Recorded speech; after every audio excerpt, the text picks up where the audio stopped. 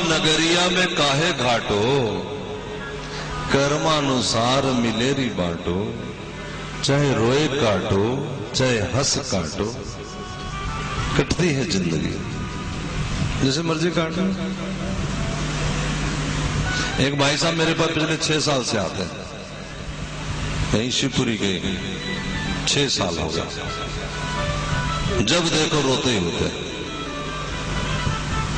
मुझे उन्होंने कहा कि फलाना आदमी हमारा नुकसान करके चला गया, उसके साथ उनका ईट का बैर था, ईट पत्थर का। ठाकुर ने कृपा करी, दोनों की दोस्ती हो गई।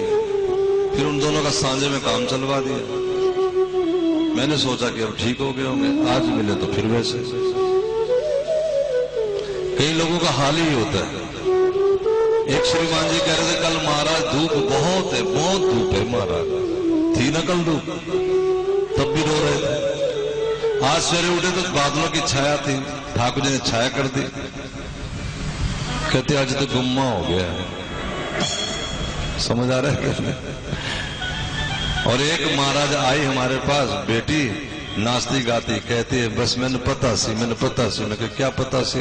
मैंने पता सी कि भाई आज बादलों की छाया हो जाएगी, क्योंकि कल मैं कहती गई रब्बा कर कोई बदली दी छा कि मेरे बुरा ने आना है। अपने अपने भाव, अपनी अपनी बात। देखो चिलचिलाती धूप तो पक्की बात है, गर्मी में और भी ज्यादा तंग करेगी, और भगवान ने जो छाता कर दिया। चीज वही है, दुनिया वही है, हम क्या देखते हैं, अपना अपना देखने का अंदाज। सारी वस्तु वही है।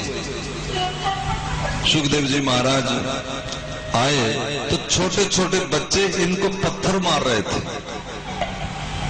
एक दृष्टांत बड़ा समझने के लिए है कि आपका दुनिया में अज्ञानी लोग सम्मान नहीं करेंगे।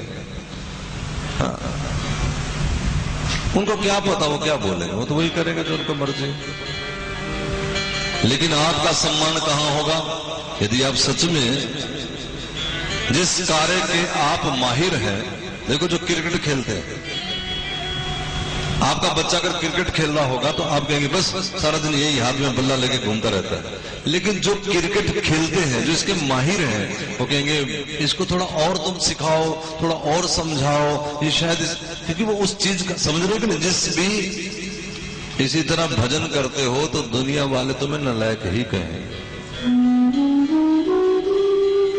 हमें इनके सर्टिफिकेट से कभी तस्दीक भी नहीं करना है। हाँ, जब हम महात्माओं के पास जाएं, जब संतों भक्तों के पास जाएं, वो हमें गले लगा लेंगे, माथा चूम लेंगे, वो सिर पे हाथ रखेंगे, वो शाबाशी से पीठ थपथपाएंगे, क्योंकि उनका ये महकमा, इसमें वो माहिर है, उनको पता है कि इसमें क्या होता है। जैसे ही सुखदेव जी महाराज परीक्षित की सभा में आए, सारे ऋषि मुनि अपने अपने आसन से उठ के खड़े हो गए। सबने सत्कार किया, पूजा की, सुखदेव जी को आसन में बिठाया। और परीक्षित ने प्रश्न किए कि मरणासन व्यक्ति क्या करे, जिसकी मौत नजदीक आ गई वो क्या करे, भजन किसका करें, ध्यान किसका करें, साधना कैसी होती, सब बातें पूछी। और उत्तर में शुरू होता है दूसरा स्कंद।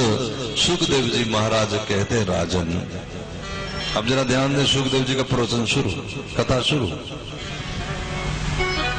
सुखदेव जी कहते राजन, इस दुनिया में